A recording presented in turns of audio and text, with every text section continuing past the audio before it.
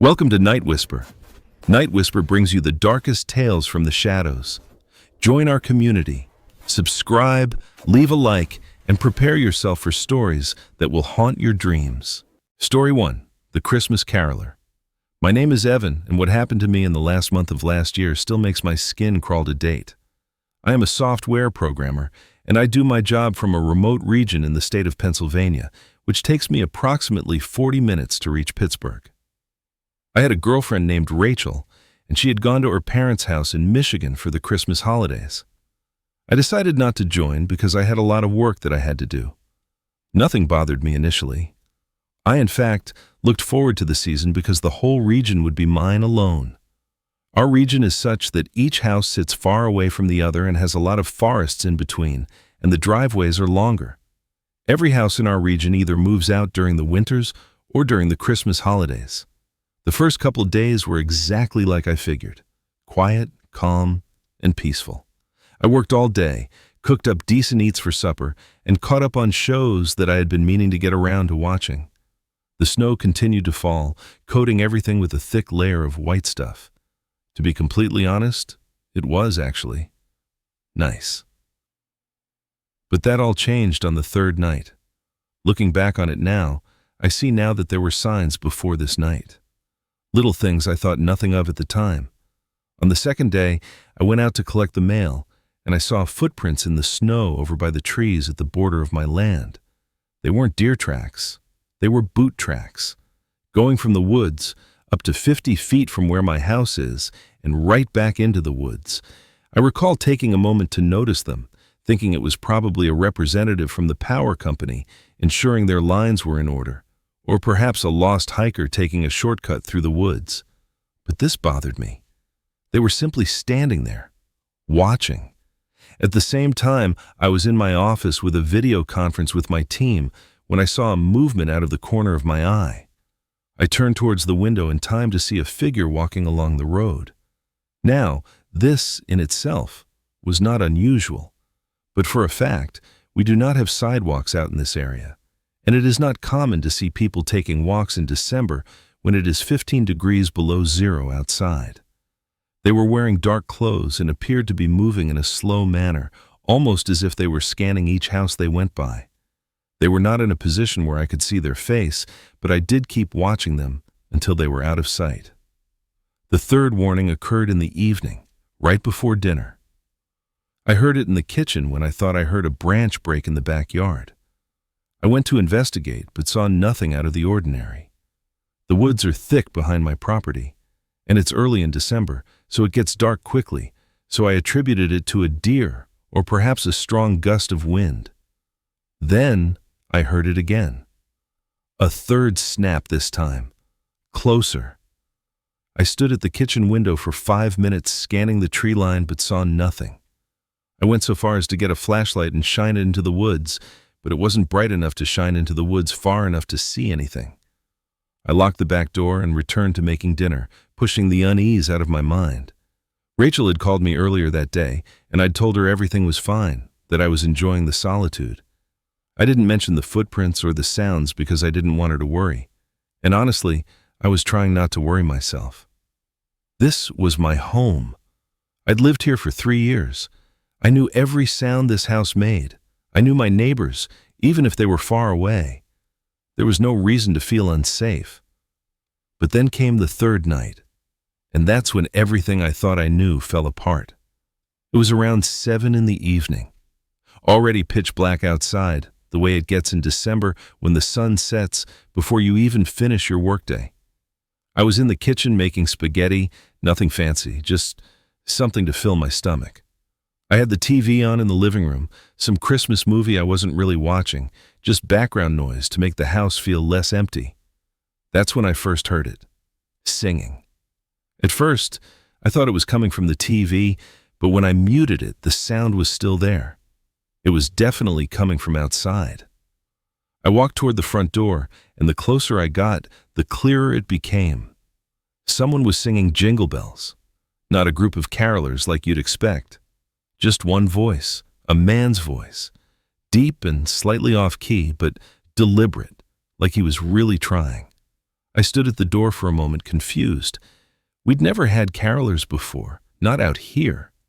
The houses are too spread out, and there's no neighborhood association or anything like that. It didn't make sense. But I figured maybe it was someone from the local church doing some kind of outreach program.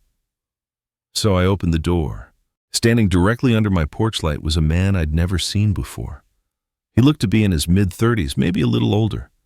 He wore a dark coat that looked too thin for the weather, no hat, no gloves. His hands hung at his sides, red and chapped from the cold. But what struck me most was his expression. He wasn't looking at me.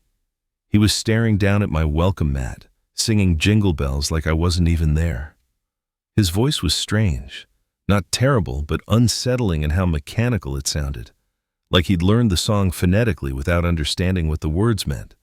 There was no joy in it, no warmth, just repetition. Jingle bells, jingle all the way, over and over in the same flat tone. I forced a smile, the kind you give when you're not sure what's happening, but you're trying to be polite. I stood there waiting for him to finish, expecting him to say something, maybe wish me a Merry Christmas and move on. But when he reached the end of the song, he didn't stop. He just took a breath and started over from the beginning. Same slow, off-key melody, same deliberate tone. But now he was looking directly at me.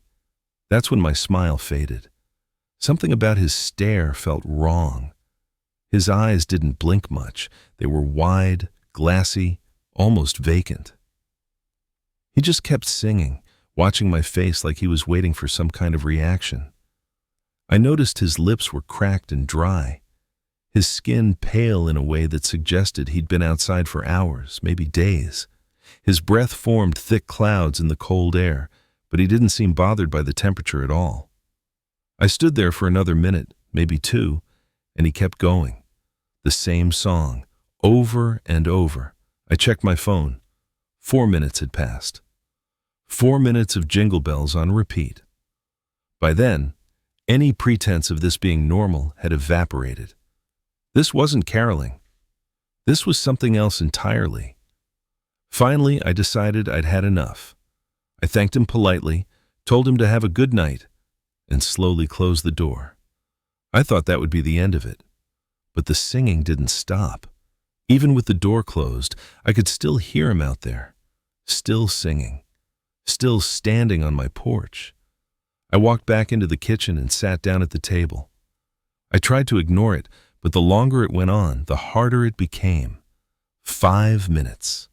6 minutes. 7. The same song, over and over, muffled but constant. I kept thinking he'd get tired, that he'd realize I wasn't coming back out, and he'd leave. But he didn't. The pasta on my plate had gone cold. I couldn't eat. My stomach felt tight, anxious. I kept thinking about those footprints I'd seen earlier, about the figure walking down the road, about the sounds in the backyard. What if this man had been watching my house for days? What if he knew I was alone? I started feeling uneasy. Not scared exactly, but uncomfortable. Like someone standing too close to you on an empty bus. It felt invasive. I got up and went to the window, peeking through the curtain. He was still there, facing my door, singing. I couldn't see his face clearly from that angle, but I could see his breath forming clouds in the cold air. He didn't look cold. He didn't look uncomfortable. He just looked focused, patient. 10 minutes passed. Then, the singing stopped. The sudden silence actually made me jump. I'd gotten so used to the sound that when it cut off, it felt wrong. I waited a moment, then walked back to the front door and looked through the peephole. He wasn't on the porch anymore. Relief washed over me. Finally, he was gone. But then I looked out the side window and my stomach dropped. He wasn't gone. He'd moved. He was standing at the end of my driveway now, about 30 feet away, just standing there, in the snow, facing my house, not singing, not moving, just staring. I opened the door a crack and yelled out to him. I told him he couldn't be here, that this was private property, that he needed to leave. My voice echoed across the empty street, but he didn't respond, didn't move, didn't even acknowledge that I'd spoken. It was like yelling at a statue. The position he'd chosen was deliberate. He was far enough away that I couldn't claim he was trespassing on my property, but close enough that his presence felt like a threat, like a message. I raised my voice and told him if he didn't leave, I'd call the police. Then I shut the door and locked it. I watched him from the window for another minute. He still didn't move. I pulled out my phone and almost called 911, but something stopped me. What would I say? That a man was standing in the street? That wasn't illegal. That he'd been singing Christmas carols? They'd probably think I was overreacting. And what if there really was something mentally wrong with him? What if he was just confused or having some kind of episode? I didn't want to get him arrested or hurt if he genuinely needed help. So instead, I called Rachel. It was around 8 o'clock her time, and she answered on the second ring. The moment I heard her voice, I felt a wave of relief, but also embarrassment. I didn't want to sound paranoid or weak. "Hey, babe," she said, cheerful. "How's it going? Staying out of trouble?" "Yeah, mostly," I said, trying to keep my voice casual even though my heart was pounding. "There's just this weird guy outside." "Weird how?" I explained everything, the singing, the staring, the fact that he was now standing at the end of my driveway and refusing to leave. As I talked, I kept watching him through the window. He still hadn't moved, just standing there in the falling snow like a statue. Rachel went quiet for a moment, then her voice changed, became serious. "Evan, that's not normal. You need to call the police." "I don't know if it's worth—" "Yes, it is. Listen to me. If something feels wrong, it probably is. Please, call them. Or at least go stay at your parents' house tonight." I told her I would think about it, but honestly, I wasn't sure I was going to. My parents lived 45 minutes away, and the roads were getting worse with the snow. Plus, I had work in the morning, and all my equipment was here. I didn't want to pack everything up and drive through a snowstorm at night because one weird guy was standing in the street. Rachel made me promise to keep my phone on me and to text her every hour so she knew I was okay. She said if I didn't text, she'd call the police herself. I agreed, and we hung up. But the moment the call ended, the house felt emptier than before, quieter, more isolated. When I looked back out the window, he was gone. Completely gone. I scanned the driveway, the street, the tree line. Nothing. Thank God. I figured my threat had finally worked. Maybe he'd gotten bored. Maybe he'd realized I wasn't going to engage. Whatever the reason, he was gone. And that was all that mattered. I decided to just go upstairs, lock myself in my bedroom, and try to relax. Maybe watch something on my laptop until I felt calm enough to sleep. I grabbed my phone, double-checked all the locks on the doors and windows downstairs, and headed up.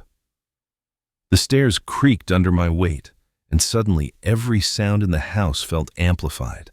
The hum of the refrigerator, the distant whistle of wind against the windows, my own breathing. My bedroom is at the back of the house, overlooking the backyard and the woods beyond. I'd always liked that view during the day, the way the sunlight filtered through the trees. But at night, especially on a night like this, those woods looked like a solid wall of darkness. Anything could be out there, and I'd never know. Before I changed into sweatpants, I checked the window one last time. The motion sensor light in the backyard was off, which meant nothing had moved back there. The yard was empty. Just snow and shadows and the dark wall of trees at the edge of my property. I closed the curtains, suddenly feeling watched even though I couldn't see anyone.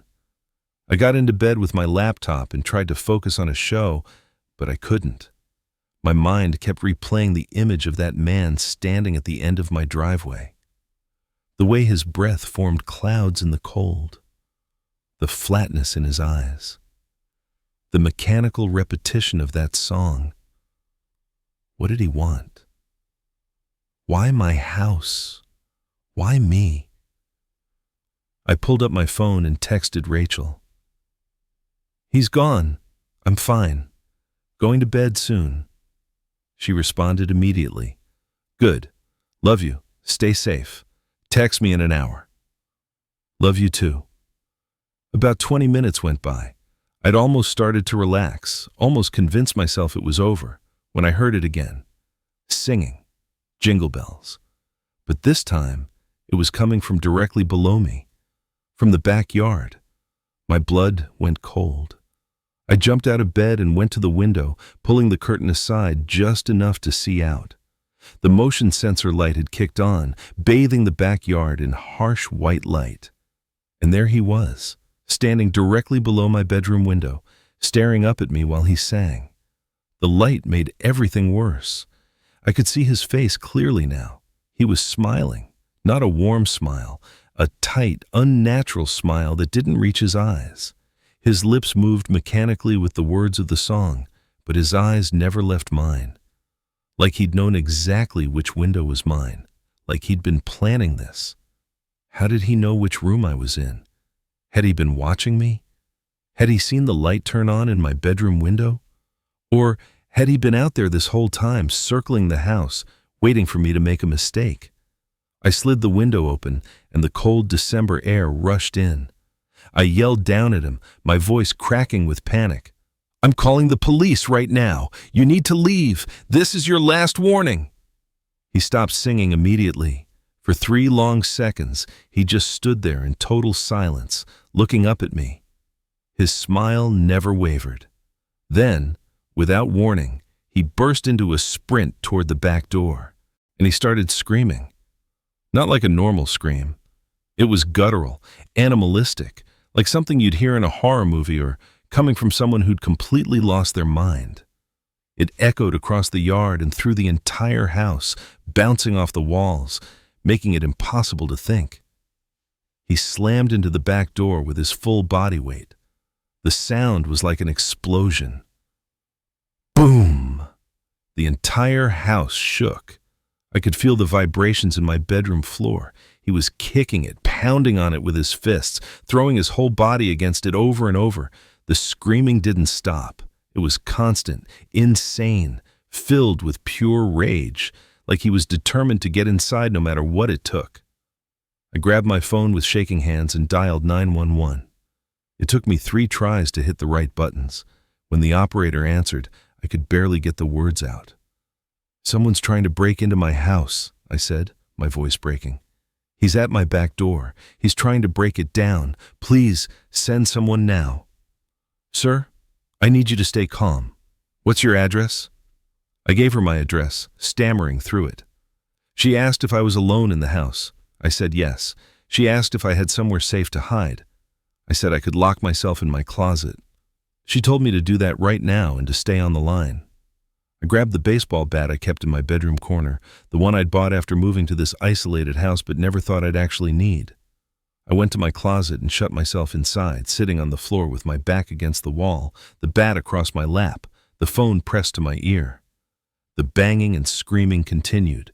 Boom! Boom! Boom! Each impact made me flinch. The operator kept talking to me, trying to keep me calm, telling me police were on their way, that they'd be there in just a few minutes. But minutes felt like hours. Every second that passed was another second he could break through, another second closer to him getting inside. I kept thinking about what would happen if he did, if the door gave way, if he made it inside. What would he do? The way he was screaming, the violence of each impact, it didn't seem like he just wanted to scare me. It seemed like he wanted to hurt me. Maybe worse. "The door's not going to hold," I whispered into the phone, more to myself than to the operator. "Officers are almost there, sir. Just stay where you are. Stay quiet. Don't let him know where you are in the house." And then, just as suddenly as it started, it stopped. The banging ceased, the screaming cut off. Everything went silent except for my own ragged breathing and the distant sound of wind outside. The sudden quiet was almost worse than the noise. I didn't know if he'd left or if he'd gotten inside. I didn't know if he was in my house right now, searching for me. I stayed frozen in the closet, listening, barely breathing. The silence stretched on. 5 seconds, 10 seconds, 20. Then I heard sirens in the distance, getting louder, getting closer. The operator's voice came through the phone again. "Sir, officers are pulling up now. Can you hear them?" "Yes," I whispered. "They're going to check the perimeter first, make sure the suspect is no longer on the property. Stay where you are until an officer knocks on your front door and identifies themselves, okay?" "Okay." I heard car doors slamming, voices outside, muffled but authoritative. Footsteps crunching in the snow around the house, the sweep of flashlight beams across my bedroom window. Then, after what felt like an eternity, there was a firm knock at the front door. "Police! Mr. Price, if you're inside, this is Officer Reeves with the state police. You can come out now. The property is secure." The operator told me I could hang up now, that I was safe. I thanked her, my voice barely working, and ended the call. I opened the closet door slowly, still holding the bat, and made my way downstairs on shaky legs. When I opened the front door, 2 officers were standing there, flashlights in hand, breath misting in the cold air. "Are you all right, sir?" the older one, Officer Reeves, asked. Yeah. Did you find him?" They shook their heads. "We checked the entire perimeter. The back door is still locked and intact, but there's significant damage to the frame. Deep dents, scratches. He definitely tried to force his way in. We found boot prints in the snow leading from your backyard into the woods behind your property. We followed them for about 100 yards, but they disappeared deeper in. It's not safe to go further in the dark." The younger officer added, "We did find something, though, at the tree line. Looks like he might have been camping out there for a while. There's a spot where the snow's been compressed, like someone was sitting or lying down for hours. Some cigarette butts, an empty water bottle." "You said this started around 7? "Yeah, but—" I hesitated, then told them about the footprints I'd seen 2 days earlier, about the person walking down the road that afternoon, the sounds in my backyard before dinner. When I laid it all out, a pattern emerged that I hadn't seen before. This wasn't random. He'd been watching me, probably for days. Officer Reeves's expression darkened. "Has anyone else been staying here with you recently? A girlfriend, roommate, anyone?" "My girlfriend was here until last week. She's visiting family in Michigan. I've been alone since then." "And your neighbors? Anyone close by who might have seen something?" "The nearest occupied house is probably half a mile away. Most people on this road leave for the winter." The officers exchanged a look. The younger one spoke. "Sir, we're going to be honest with you. This behavior suggests someone who's been stalking your property. The singing, the persistence, the way he knew where your bedroom was. That's not random. That's planned.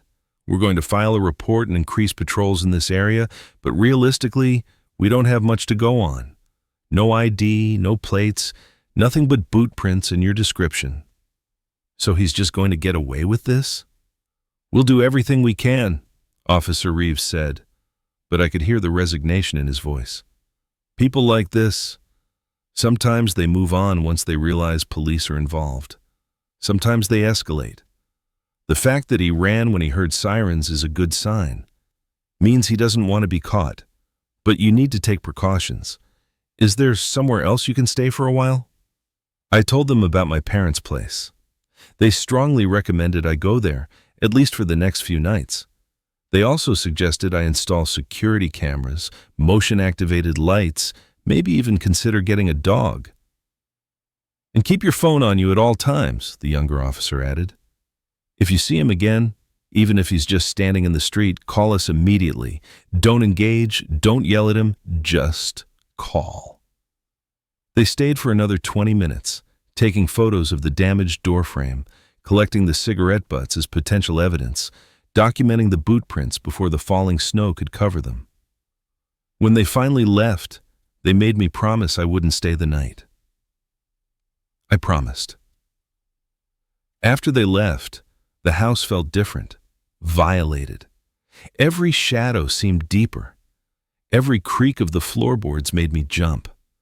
I checked every door and window multiple times, testing locks, pulling on handles, making sure everything was secure. But I knew I wasn't staying. I threw some clothes in a bag, grabbed my laptop and work equipment, and drove to my parents' house that night through the snow. I didn't sleep much, even there. Every time I closed my eyes, I saw his face. That tight smile. Those vacant eyes. Every time I started to drift off, I'd jerk awake, thinking I heard singing. My mom made me breakfast the next morning, and I told her and my dad everything. They wanted me to stay as long as I needed, said I could work from their place, that they'd help me figure things out. Rachel called me that morning, frantic. I'd forgotten to text her the update, and she'd been about to call the police herself. When I told her what happened, she started crying, said she was coming home early. I told her not to, that I was fine, that I was at my parents', but she insisted. She drove back 2 days later, cutting her family visit short. Even then, we didn't go back to our house right away. We hired a security company to install cameras, motion lights, and a monitored alarm system. It cost us nearly $3,000, but it was worth it for the peace of mind. When we finally did go back, Rachel made me walk through the entire property with her in daylight. We checked the woods, found the spot the police had mentioned where he'd been watching from. The compressed snow was still there, along with more cigarette butts and a granola bar wrapper. It was maybe 60 feet from our back door. He'd had a clear view of my bedroom window from there. The man never came back, at least not that I know of. The police increased patrols for a few weeks, and our cameras never picked up anything suspicious. But that doesn't mean I feel safe. Every time I hear sirens, my heart rate spikes. Every time someone walks down our road, I watch them until they're out of sight. Every Christmas song that comes on the radio, I have to change it immediately. I still think about him. I think about how he knew exactly where my bedroom was, how he knew to go to the back door, the one I rarely used, the one that was older and weaker, how he changed from singing to screaming in seconds. Sometimes I wonder if he was watching me before that night, if he'd been out there in the woods for weeks, learning my routine, learning when Rachel was gone, waiting for the perfect opportunity. The worst part is not knowing why. What did he want? Was it robbery? Something worse? Or was it just some sick game to him? The randomness of it terrifies me more than anything. I wasn't targeted for any reason I could understand or prevent. I just happened to be alone in that house that week, and he happened to choose me. We even got a dog after that, a German shepherd named Max who barks at every sound. Rachel insisted on it, and honestly, I feel better with him here. But none of it makes me feel completely safe. Because I know what happened. I know there was a man standing in my yard singing the same Christmas song over and over, and when I didn't give him what he wanted, he tried to break down my door. And I know that if that door had been weaker, if the police had been 5 minutes slower, if any number of small things had gone differently, I might not be here to tell this story. I don't listen to Jingle Bells anymore. I can't. Every time I hear it, I'm back in that house, standing at the door, watching a stranger stare at me while he sings. And I remember the moment I realized he wasn't confused, he wasn't lost, he wasn't caroling, he was hunting. And for one night in December, I was his prey. Story 2. The Man at the Game. My name is Marcus, and I'm 16 now, but what I'm about to tell you happened when I was 7 years old.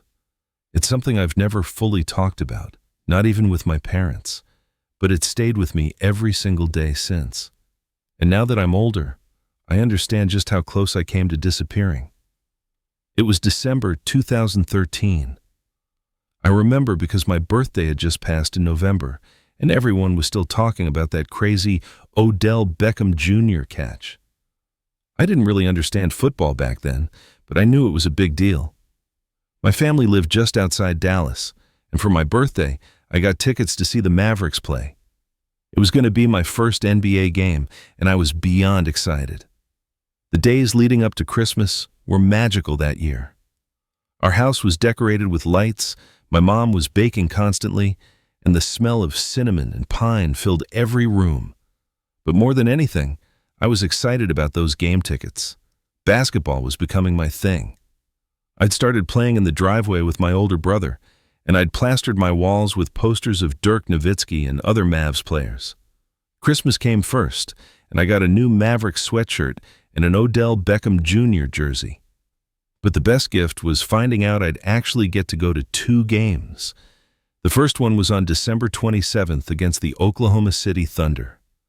I remember everything about that night. The lights, the noise, the energy. We had pretty good seats, maybe 7 rows from the court, right in the middle. The Mavs won, and I felt like I was on top of the world. I remember my dad buying me a foam finger and how I waved it around the entire game, cheering for every basket.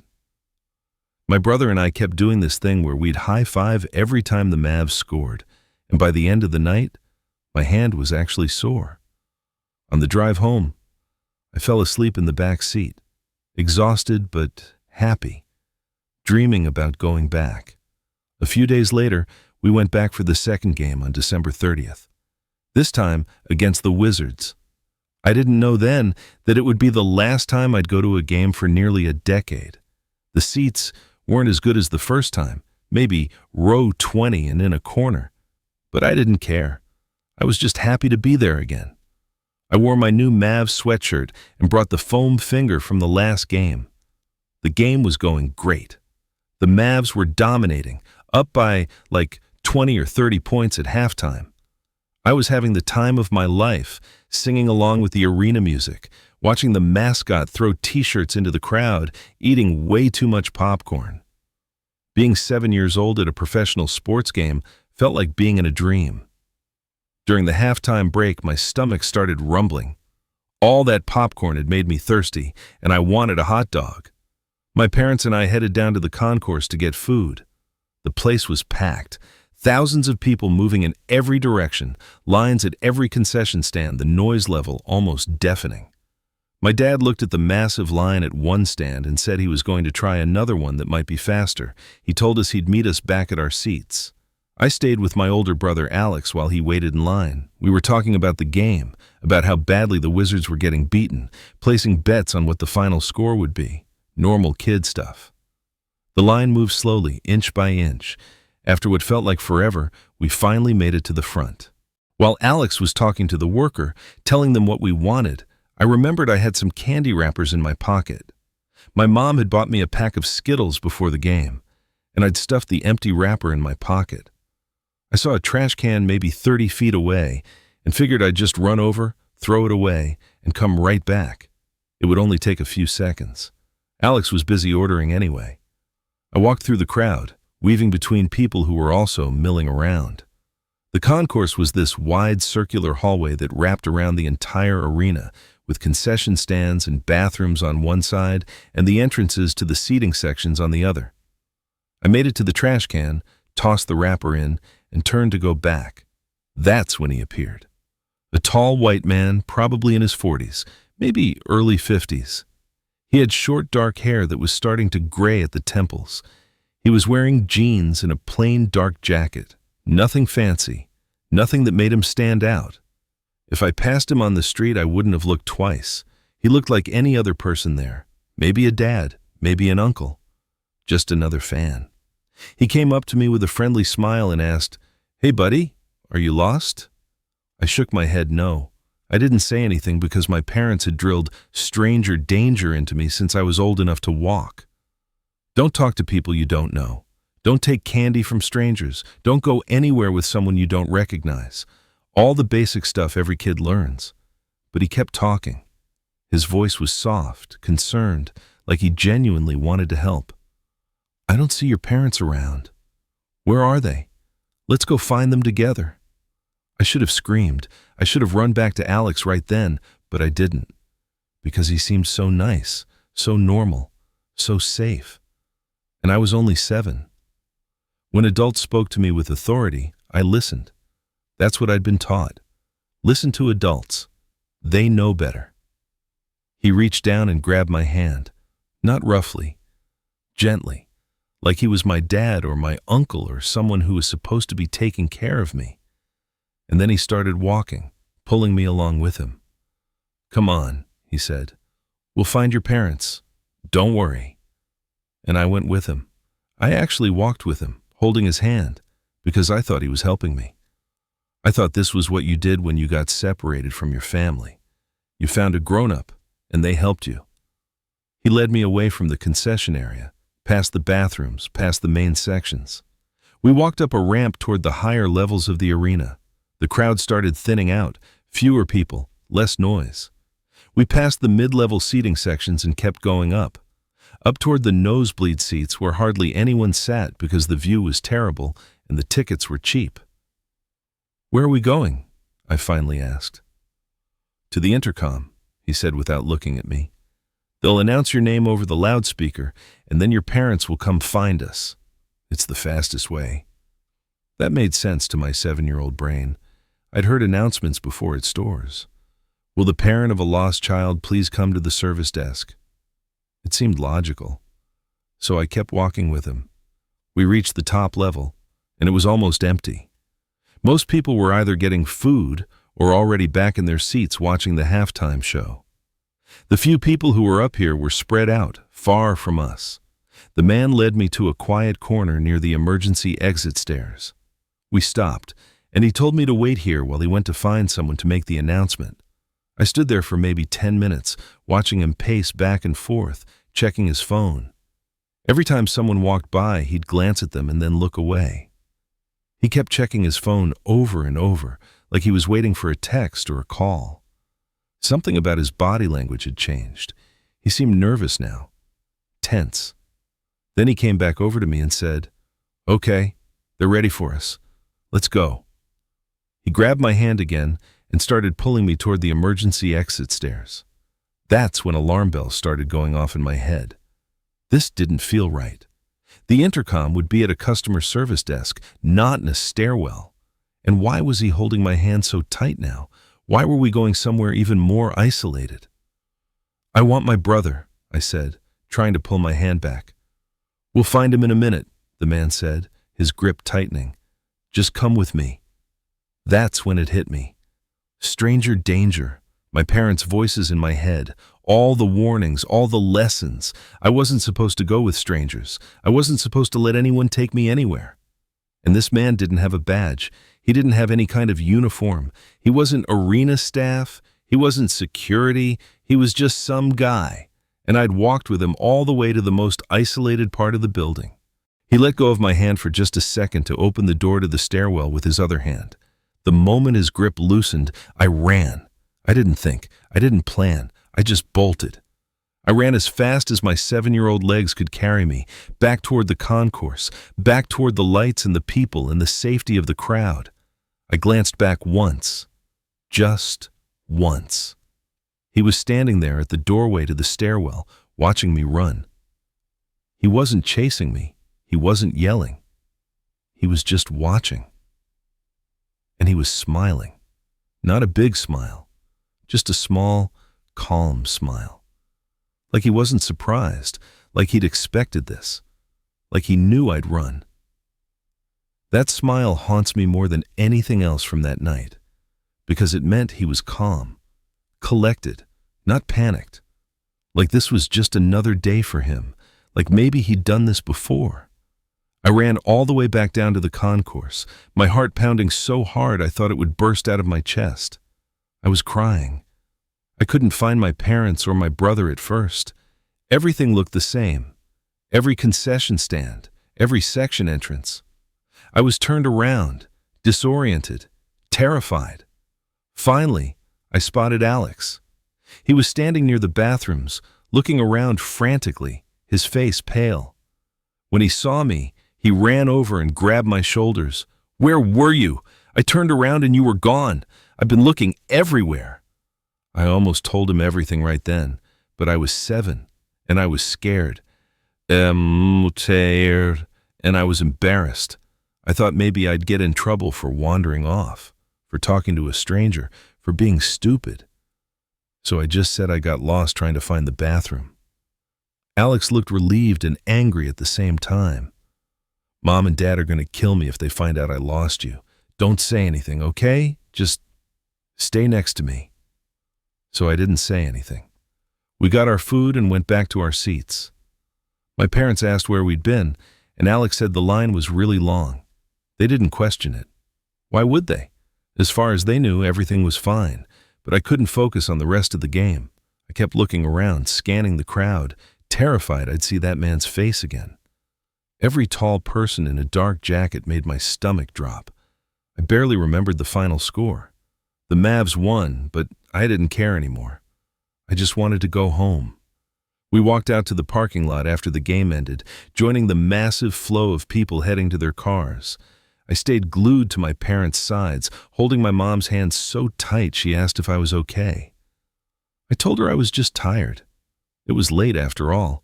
Maybe 10 or 10:30 at night, normal for me to be exhausted. We got in the car and started the drive home.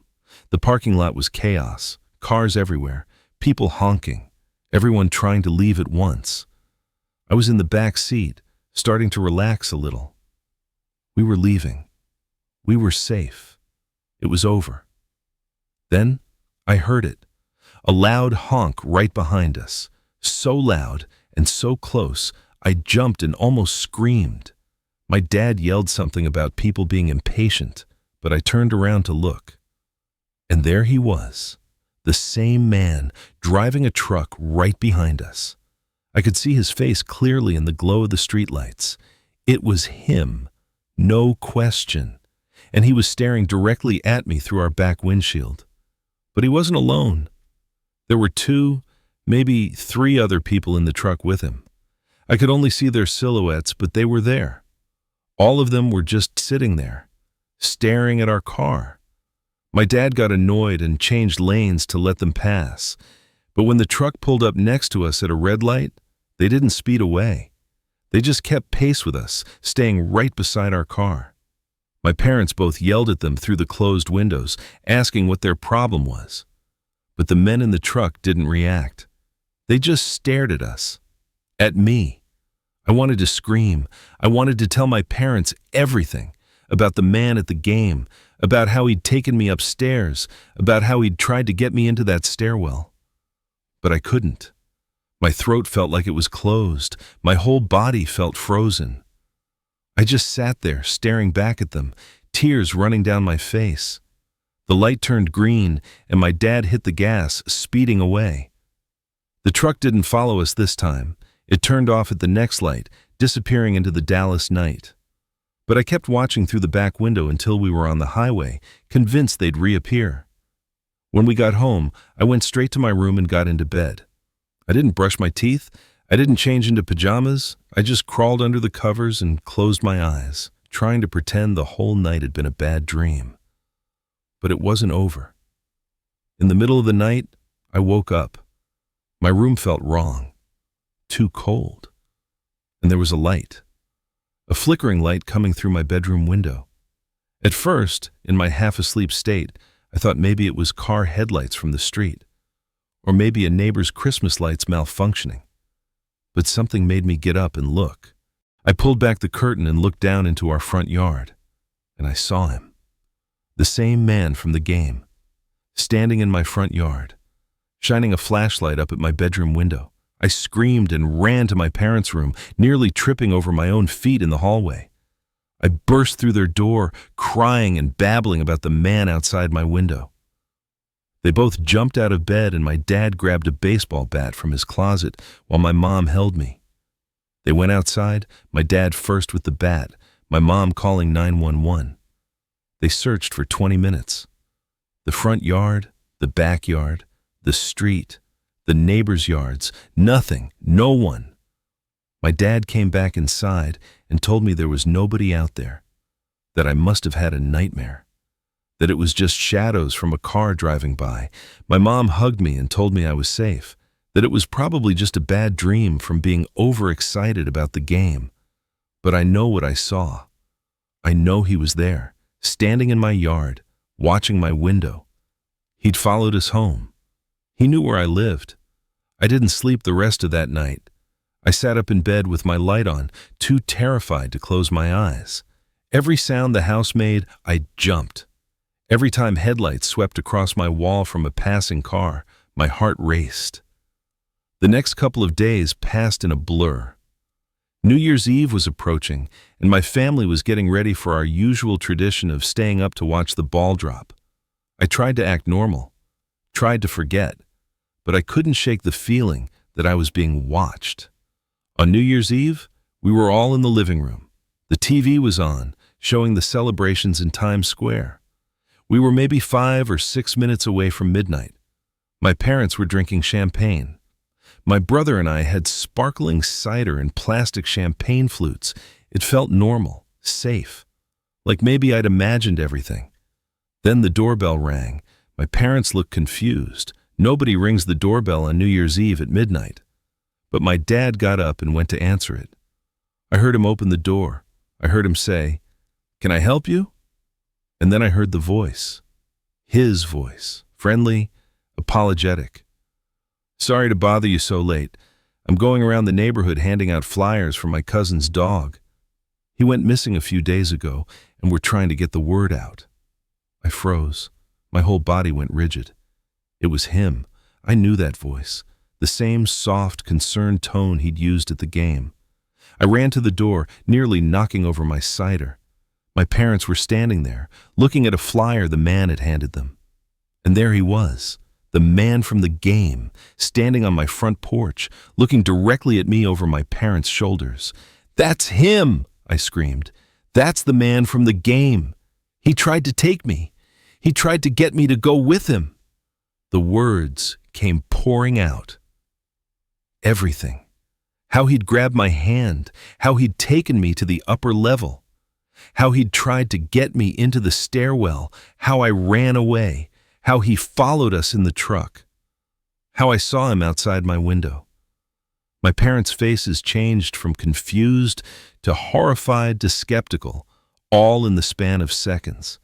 They looked at the man, who had his hands up in a placating gesture. "I think your son is mistaken," he said calmly. "I've never seen this boy before in my life. I'm just trying to find my cousin's dog." My dad asked him to leave. The man said, "Of course, no problem," and walked away. But as he left, he glanced back at me, just for a second, and he smiled, that same small, calm smile. My parents closed the door and turned to me. I could see the doubt in their eyes. I was a kid. Kids have overactive imaginations. Kids have nightmares. And this man seemed so normal, so reasonable. Could I really be sure it was him? I begged them to believe me, begged them to call the police. But they thought I was just scared, just worked up. They said the man was probably telling the truth, that I was probably mixing him up with someone else. After all, I'd been tired at the game. It was dark. I was young.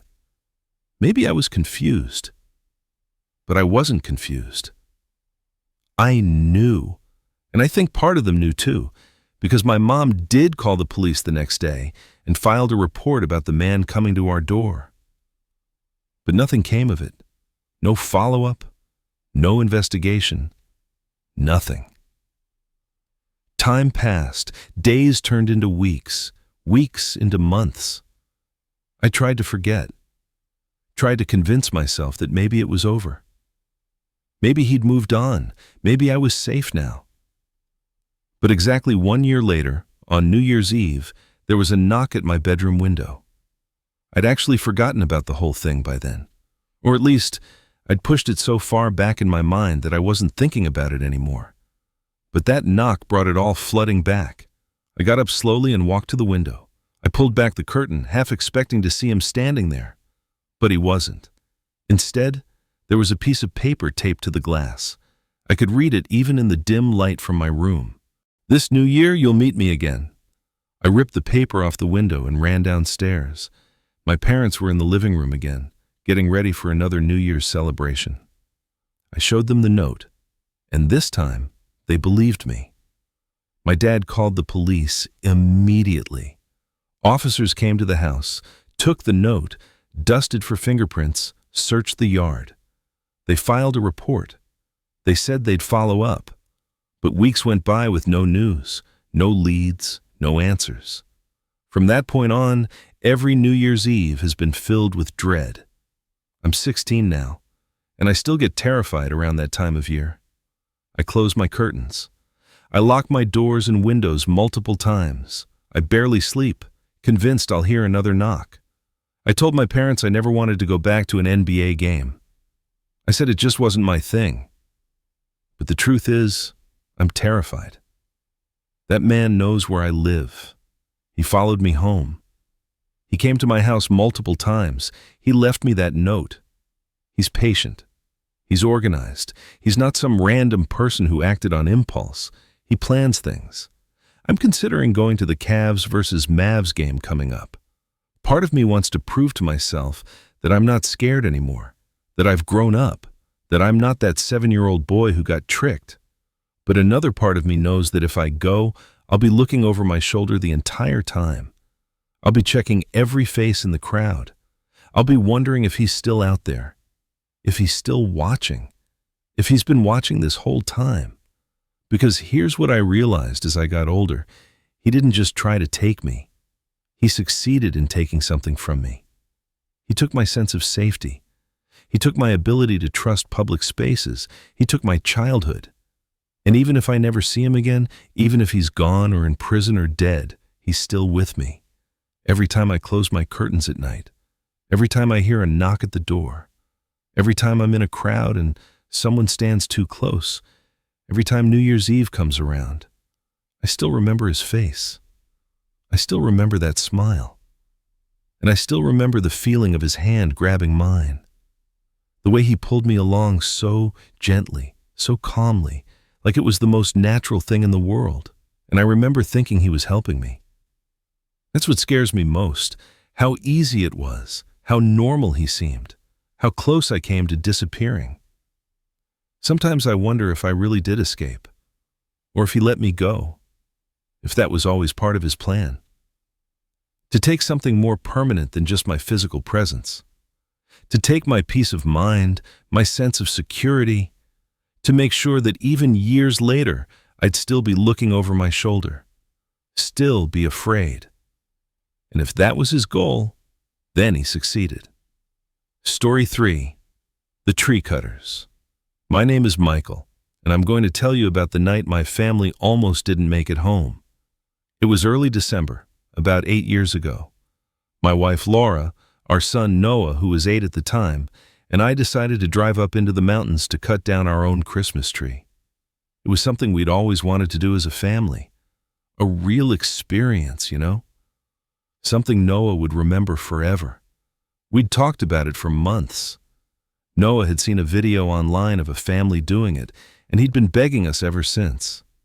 It seemed like the perfect way to make a memory, to do something different than just buying a pre-cut tree from the lot like we did every year. We wanted to give him that authentic Christmas experience. The drive up was beautiful. The roads were winding, surrounded by thick pine forests, and there was still snow on the ground from a storm a few days earlier. The sky was gray and heavy, like it might snow again any minute, but that just added to the whole Christmas atmosphere. The radio was playing holiday music, and Noah was in the back seat singing along, asking questions about how we'd cut down the tree, if we could pick any tree we wanted, if it would fit in our living room. Laura and I kept looking at each other and smiling. This was what we wanted. Quality family time, a tradition we could do every year, something Noah would tell his own kids about someday. We felt like good parents making a good decision. We found the place Laura had researched online. It was a remote area up in the Colorado Rockies, kind of off the beaten path, but that's what we wanted. No crowds, no commercial Christmas tree lots with their roped-off sections and price tags. Just us and nature, and the authentic experience of finding and cutting our own tree. When we pulled into the small dirt parking lot, there were no other cars, just a few light posts scattered around so it wasn't completely dark. We'd also brought flashlights just in case. It was about 4 in the afternoon, and we figured we had maybe 2 hours of decent light left. We parked near an unmarked trail that led deeper into the trees. Noah jumped out immediately, his breath forming clouds in the cold air, and started packing snowballs. Before we could even get our gear out, he threw one at Laura. She laughed and threw one back. I joined in, and for a few minutes, we just had a snowball fight in the parking lot, laughing and acting like kids. It was perfect. Exactly what I'd imagined. I grabbed the flashlights from the trunk and the axe we'd brought to chop down the tree. It was an old axe I'd gotten from my dad, the handle smooth from years of use. I also had rope to tie the tree to the roof of our truck. We started walking up the narrow path, our boots crunching in the snow. Noah kept running ahead, pointing at different trees he thought might be perfect. "That one, Dad." "Too small, buddy." "What about that one?" "Too sparse. We need something full." The farther we went, the darker it got. The light from the parking lot faded behind us, swallowed by the dense forest. Soon, the only light came from the pale moon, barely visible through the thick clouds, and the beam of our flashlights cutting through the darkness. The trees pressed in on both sides of the path, their branches heavy with snow. I asked Laura and Noah to stop for a second, just to take it all in. I wanted Noah to experience the silence of the forest, to understand how different it was from the noise of the city we'd left behind. We all stood there, perfectly still, and listened. The silence was incredible. No wind, no birds, no distant traffic, nothing. It was almost eerie how quiet it was. If I'd been alone, I probably would have been a little creeped out just off the silence and darkness alone. But with my family there, it just felt peaceful, special. "Wow," Noah whispered. "It's so quiet." "That's nature, buddy," I said. "No cars, no TVs, no phones ringing, just the forest." We kept walking for about 10 minutes until we found a spot where the trees were tall and full. Perfect Christmas trees. Noah ran around them in circles, trying to pick the best one. Laura stayed closer to me and whispered that she wanted to choose fast because she was getting a weird feeling. I knew exactly what she meant. As beautiful as this was, something about the place felt off, like we were being watched. I felt it too, though I didn't want to say it out loud and scare Noah. But there was this prickling sensation on the back of my neck, that instinct that tells you someone's eyes are on you. I kept glancing back down the path we'd come from, but I didn't see anything except trees and shadows. Then I heard it, soft crunching behind us. Not animal sounds. These were footsteps, slow footsteps, deliberate. Someone was walking behind us on the path. I turned around and saw a man standing about 20 feet back. He was wearing dark clothes that made him almost blend into the shadows, not dressed for the weather at all. No heavy coat, no gloves. His hands were bare and looked red and raw from the cold. His jacket was thin like a windbreaker. His face was pale and stiff, like he'd been out in the cold for way too long. Laura grabbed Noah's arm immediately and pulled him closer to her. When the man noticed we were looking at him, he suddenly smiled. Not a friendly smile, a strange, unsettling smile that didn't reach his eyes.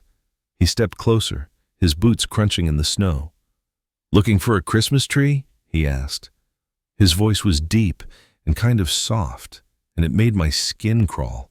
It was too calm, too smooth, like he'd been expecting to find us here. Before I could say anything, Noah answered enthusiastically, "Yes, we're going to cut one down." My heart jumped. I didn't want this stranger knowing anything about us, about what we were doing, about the fact that we had an axe. Laura quickly cut in, her voice tight. "No, we're just walking, just looking around." The man stepped closer again. He moved in this slow, deliberate way that made every hair on my arm stand up. "Don't worry," he said, that smile never leaving his face. "I'm not a park ranger." He said it like he could tell exactly why Laura lied. Because what we were doing, cutting down a tree on public land without a permit, was technically illegal. We knew that going in, but everyone did it. It was one of those laws that wasn't really enforced, but the way he said it, like he was reading our minds, made me deeply uncomfortable. I didn't want to talk to him. Something was deeply wrong with him. He looked hungry, desperate, unstable, like he hadn't slept or eaten in days. His clothes were dirty, and there were dark circles under his eyes. I'd seen homeless people in the city who looked like that, people who'd been living rough for a long time. "We should head back," I said to Laura, trying to keep my voice calm for Noah's sake. "Getting dark." She nodded immediately, gripping Noah's jacket. We started walking past the man, giving him a wide berth. He just stood there, smiling, watching us pass. His head turned to follow our movement, like a predator tracking prey. Noah kept turning around, asking in a loud whisper if the man was following us. I told him to face forward and keep walking, but I kept glancing back, and every time I did, the man was closer. Not running, not even walking fast, just somehow gaining on us. His footsteps were slow and dragging, like his boots were too big or too heavy. "Pick up the pace," I whispered to Laura. She nodded and started walking faster, practically pulling Noah along. When we finally saw the gap in the trees where the parking lot was, I could see our truck sitting under one of the light posts. Safety. We just needed to get to the truck. "When we get close, run to the truck," I whispered to Laura. "Don't look back, just run." She looked at me with wide eyes and nodded. We were maybe 50 yards from the lot when I told them to go. Laura picked Noah up in her arms and ran as fast as she could. I turned around to face the path, to block it for just a second, to give them time to reach the truck. The man had stopped walking.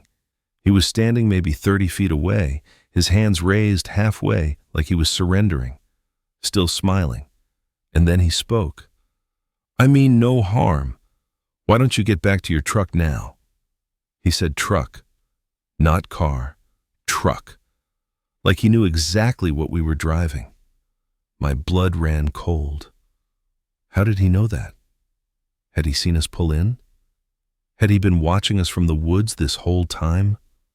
"We don't want any trouble," I said, my voice barely steady. I gripped the axe tighter, making sure he could see it, making sure he knew I had a weapon if I needed it. "No trouble," he said, that smile never wavering. "No trouble at all." I backed away slowly, keeping my eyes on him until I reached the edge of the parking lot. Then I turned and hurried to the truck. Laura was there, fumbling with the keys, Noah already in the back seat. When I got there, she screamed, "Michael, the tires!" I looked down. Both tires on the right side were slashed, completely flat. Long cuts in the rubber, deliberate and clean. Someone had used a knife. My mind raced. We'd only been gone maybe 20 minutes. Someone had come into this parking lot, found our truck, and sabotaged it while we were in the woods, while that man was talking to us, which meant, "There's more than one," Laura whispered, reading my thoughts. I told her to call 911 immediately. She pulled out her phone and started trying, but her face fell. "No service. I need to move around." She walked in circles around the lot, holding her phone up, searching for a signal. I kept Noah in the truck, doors locked. He was smart enough to know something bad was happening. He wasn't saying anything, just watching us with wide, scared eyes. After what felt like an eternity, Laura got through. I could hear her voice, strained and frightened, explaining where we were, that we felt threatened, that someone had damaged our vehicle. The operator must have asked about our location because Laura kept repeating the name of the road and describing landmarks. The call kept cutting in and out. I could see Laura getting frustrated, the phone dropping the signal and reconnecting. Then she suddenly screamed my name and pointed toward the tree line. I turned and saw them. 3 figures standing just beyond the light's reach, barely visible in the shadows. They weren't moving, just standing there, watching, waiting. "There are people out there," Laura shouted into the phone. "Multiple people. Please send someone now." 2 of them started walking toward us, slowly, not running, not rushing, just walking with this patient, inevitable pace, like they had all the time in the world, like they knew we weren't going anywhere. The operator must have asked if I had weapons because Laura looked at me and I held up the axe. She relayed that to the operator, and I heard her voice change. become more urgent. The operator was saying something about using it if necessary, about defending ourselves if it came to that. Noah was crying now. Laura tried to calm him while still talking to the operator, but her own voice was shaking. I stood in front of the truck, axe in hand, watching these two figures get closer. As they approached, they started calling out, "We're here to help! We're here to help!" They were waving their hands above their heads. Laura asked me if they were park rangers. I said absolutely not. They were dressed like the first man, underdressed for the cold, dirty clothes, no uniforms, no badges, nothing that identified them as anyone official. They kept coming. 30 feet, 20 feet, close enough now that I could make out their faces in the parking lot lights. Two men, both looking rough, both wearing thin jackets and jeans. One had a beard, the other was clean-shaven. Neither looked friendly despite their words. Then, out of nowhere, they turned around and started running back toward the woods. We didn't understand why at first, but then we heard it. Sirens, faint but getting louder. I've never been so relieved to hear that sound in my life. The sirens grew louder and louder, and then we saw flashing lights coming down the mountain road. A police SUV appeared, moving fast, its spotlights sweeping across the parking lot. I flashed my headlights to get their attention and pointed toward the woods where the men had run. By the time the SUV pulled in, the men were almost gone, but their footprints were still clear in the snow. Two officers jumped out immediately, hands on their weapons. One was older, maybe in his 50s, with gray hair and a weathered face. The other was younger, maybe late 20s. They asked if we were okay, if anyone was hurt. I told them we were fine, but that there were multiple people in the woods who we believed had slashed our tires. The older officer radioed for backup while the younger one examined the tires.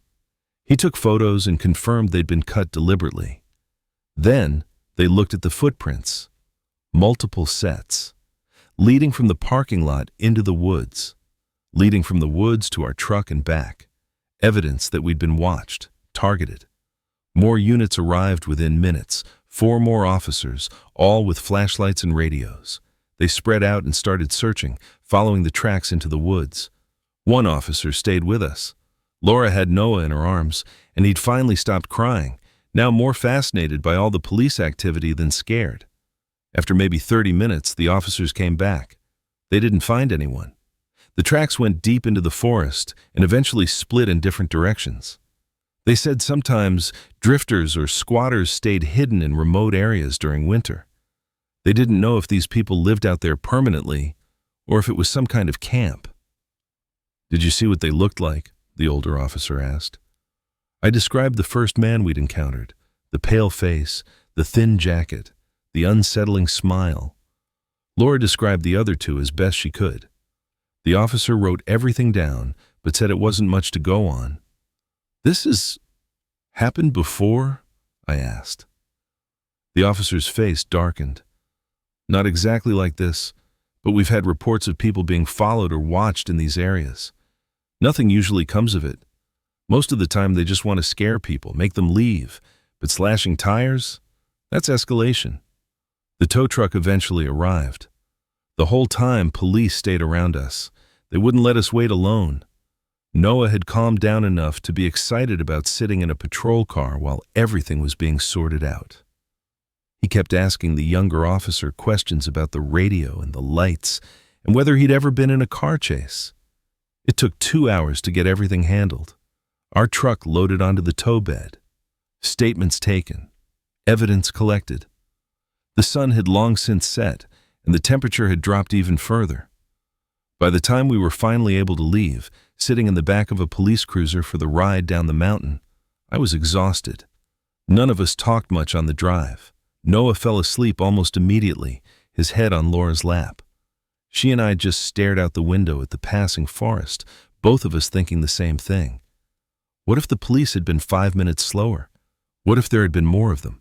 What if I hadn't had the axe? We never tried to cut down a Christmas tree again. We never went back to that mountain area. Even now, 8 years later, I refuse to go anywhere near those mountains. We stick to the commercial lots in town, the ones with security cameras and plenty of people around. What scares me most is knowing they were watching us long before we noticed them.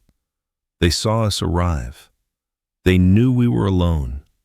They knew to slash our tires so we couldn't escape. They were waiting for us to go deep enough into the forest so we wouldn't make it back in time. And if we hadn't trusted our instincts, if we hadn't left when we did, if Laura hadn't gotten that call through, I don't think we would have made it out. I don't like thinking about how close we came, how vulnerable we were out there, how easy it would have been for us to just disappear. A family looking for a Christmas tree, gone without a trace. Our truck found days later, abandoned with slashed tires and no sign of what happened to us. That's what they wanted. I'm sure of it. And we got lucky. We got very, very lucky. Story 4. The Santa at the Door. My name is Tommy, and I'm 19 now, but I need to tell you about something that happened when I was 10 years old. It's something I've carried with me every Christmas since. And even though I'm older now, even though I know I'm safe, I still check my locks twice every December. Because I remember what almost happened that night. And I know how close I came to never seeing another Christmas. It was a few days before Christmas, maybe December 22nd or 23rd.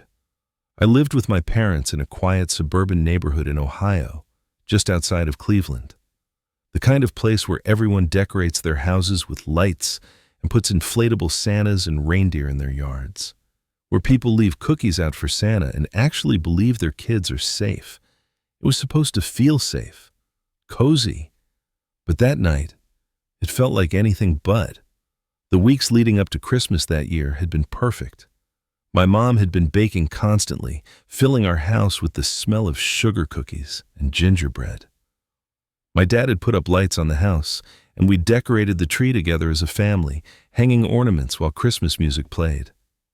I'd made my list for Santa, even though I was starting to suspect he wasn't real. 10 is right on that edge, you know? Where you're not quite sure anymore, but you don't want to stop believing either. My parents both had things to do that evening. My mom needed to run to the grocery store to get stuff for Christmas dinner. She'd realized she was missing a few key ingredients, and the store would be closed Christmas Eve. My dad was working late, like he usually did in December. He was an accountant, and the end of the year was always his busiest time. They decided I was old enough to stay home alone for a little bit. I was almost 10 after all. I'd stayed home alone before, just never at night. But it would only be for an hour or so. Mom said she'd be quick. She gave me strict instructions. Keep the doors locked, don't answer the door for anyone, call her cell if anything felt wrong, and stay in the living room where I could see the driveway so I'd know when she got back. I was fine with it. Honestly, I kind of liked the idea. It made me feel grown up, responsible, like my parents trusted me. So when my mom left, I waved from the window and settled onto the couch with a plate of cookies and the TV remote. I was watching Home Alone, which felt perfect given the situation. I had the Christmas tree lights on and the glow from the TV, and I felt perfectly safe and content. Outside, it was already dark. December in Ohio means it's pitch black by 5 in the afternoon. I could see the lights flashing on the houses across the street through our front window. Everything felt normal, festive, safe. About 20 minutes after my mom left, I was halfway through my second cookie when the doorbell rang. I froze mid-bite and looked toward the door. The doorbell rang again, that familiar two-tone chime echoing through the house. My mom had told me very clearly not to answer it, but I was curious. Who would be ringing our doorbell this late? Maybe it was a neighbor. Maybe it was a delivery. Maybe it was carolers, though we'd never had carolers before. I got up and walked quietly to the door. I was tall enough now that I could look through the peephole without standing on my toes. I put my eye up to it and looked out. What I saw made my stomach turn. There was a man standing on my porch. He was wearing a full Santa Claus costume. The whole thing. Red suit, red hat, white beard, black belt, black boots. The works. But something about him didn't look right. The suit was dirty, I realized, stained and worn. The white fur trim looked yellow and dingy. The beard looked fake, like it had been glued on hastily. And he wasn't holding a bag of toys or anything festive. Just a clipboard, the kind salespeople carry. And he was standing way too close to the door. Most people stand back a few feet so you can see them through the peephole. But he was right up against the door, his face too close, like he was trying to see inside. Or like he was ready to push the door open the second I unlocked it. I didn't say anything at first. I just stood there, eye pressed to the peephole, heart starting to pound. The man moved his head closer to the door, tilting it like he was trying to hear if anyone was inside. Then, in a loud, cheerful voice that sounded forced, he called out, "Ho, ho, ho, ho! It's Santa! I have gifts for you! Open the door!" It didn't sound right. Real Santa, if there was a real Santa, wouldn't show up at random houses days before Christmas and demand people open the door. And his voice was wrong. Too deep. Too forced, like he was doing a bad impression. I took a step back from the door. I was 10, not 5. I didn't believe in Santa anymore, not really. I'd figured it out earlier that year when I found presents hidden in my parents' closet that were supposed to be from Santa. And my parents had taught me about strangers, about people who pretended to be something they weren't to trick kids. "Hello?" the man called out again. "I know you're in there. I can hear the TV. Open up. Santa has presents for you." I didn't know what to do. I knew I wasn't supposed to respond. But at the same time, I felt like I needed to say something or he'd know I was scared. So I called through the door, my voice shaking a little. "My mom said I can't open the door. You should come back later." There was silence for a second. Then I heard him laugh. Not a jolly Santa laugh, a quiet, knowing laugh. "That's okay," he said, his voice different now. Less cheerful, more normal, more real. "I can wait. Are you home alone?" The question hit me like ice water. I took another step back from the door. Why would he ask that? Why would he want to know if I was alone? I didn't answer. I just stood there, frozen, staring at the door. My hands were shaking. The doorknob turned. He was testing it, trying to see if it was locked. The knob rattled in its housing, turning left and right, but the deadbolt held. I backed away from the door and went to the living room, trying to act like everything was normal, like if I just ignored him, he'd go away. I sat on the couch and grabbed a pillow and squeezed it tight, staring at the TV, but not seeing anything. My heart was pounding so hard I could hear it in my ears. The doorknob stopped turning. For a moment I thought it was over. But then I heard footsteps. On the porch, walking away from the front door, walking around the side of the house. My stomach dropped. There were 2 doors to our house. The front door and the back door that led from the kitchen to our backyard. And that back door was older, weaker. The lock wasn't as good. We almost never used it. I heard him back there. I heard the back doorknob rattle. He was testing that one too. I jumped up and ran to the kitchen, grabbing the cordless phone from the counter. My hands were shaking so bad I could barely dial my mom's cell number. When she answered, I started talking so fast I could barely breathe. "Mom, someone's trying to get in the house. He's dressed like Santa. He was at the front door and now he's at the back door. He asked if I was home alone. Mom, I'm scared." My mom's voice changed instantly. All the casual friendliness vanished, replaced by something sharp and focused. "Tommy, listen to me. I'm coming home right now. I'm in the car already. I'll be there in 5 minutes. Do not open any doors. Do not answer if he talks to you. Go to the living room and stay away from the windows. Keep the phone with you. I'm on my way." "Okay," I whispered. "Hurry." "I'm hurrying, baby. 5 minutes. You're going to be okay." I didn't hang up. I kept the phone pressed to my ear, listening to my mom's voice, hearing the engine noise in the background, hearing her breathing. I went back to the living room and crouched behind the couch where I couldn't be seen from any windows. I stayed completely still, barely breathing, listening. I could hear him outside, moving around the house, footsteps on the frozen ground, the scrape of something against the siding. I heard him try a window, the frame rattling as he pushed against it. Then another window. He was checking every possible way in, systematically, methodically, like he knew exactly what he was doing. "Mom," I whispered into the phone, "he's trying the windows." "I know, baby. I'm almost there. 3 more minutes. Stay where you are." The sounds continued. Another window. The back door again. Then silence. Complete silence. I didn't know if that was better or worse. When I could hear him, at least I knew where he was. But now he could be anywhere. "Mom? I'm turning onto our street right now. I can see the house. Stay where you are." Then I heard the most beautiful sound in the world. The squeak of my mom's brakes. She had old brake pads that made this distinctive squeaking sound whenever she stopped. I heard her car pull into our driveway fast, heard the engine cut off, heard her door slam open. I stayed where I was until I heard her key in the front door, heard the door slam open, heard her voice calling my name. Then I ran to her, and she grabbed me in a hug so tight I could barely breathe. "Are you okay? Are you hurt? Did he get inside?" "No. I locked all the doors like you said. But Mom, he was trying everything. All the doors, the windows, everything." She locked the door behind her and went through the entire house, checking every window, every lock. When she was satisfied everything was secure, she asked me to describe the man. I told her about the Santa suit, the dirty beard, the clipboard, the way he'd asked if I was alone.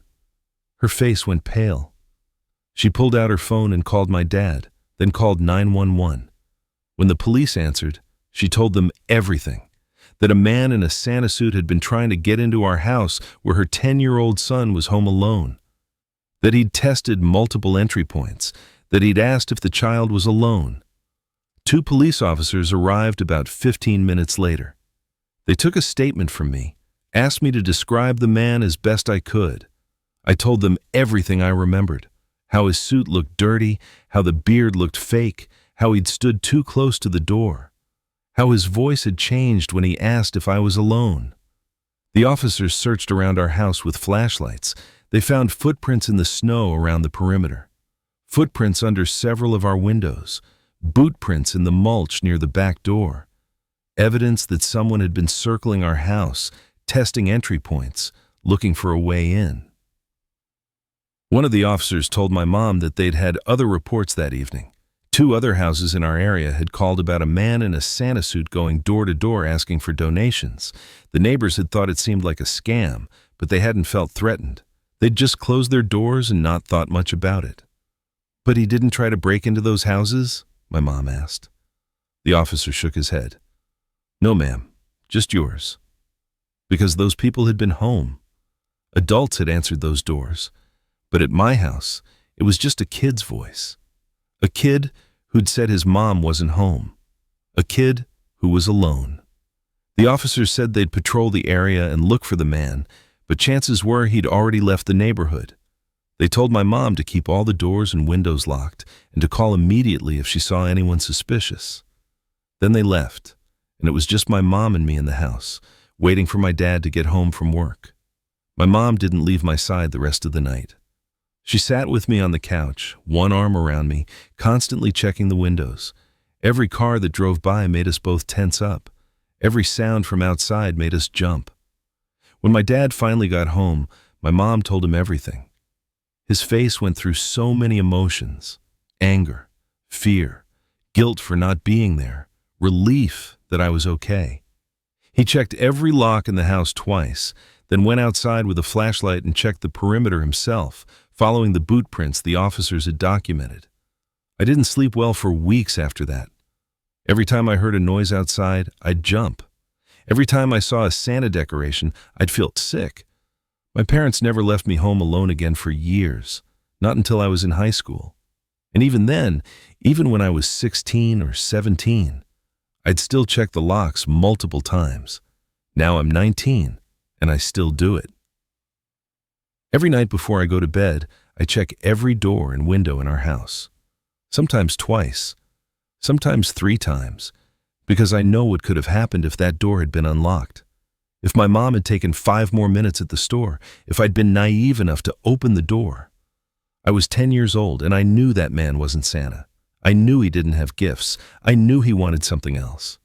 And the fact that he tried both doors, that he checked the windows, that he circled the house, it tells me everything I need to know. He wasn't there to scare me. He was there to get inside. And if I'd given him the opportunity, I don't think I'd be here to tell this story. 2 years after that night, when I was 12, I found an article online about a string of home invasions in Ohio that had happened around Christmas in 2014. The suspect had been caught in 2016. A man in his 40s who'd been targeting homes where children were alone, often while dressed in costumes to appear non-threatening. Santa, mailman, delivery driver.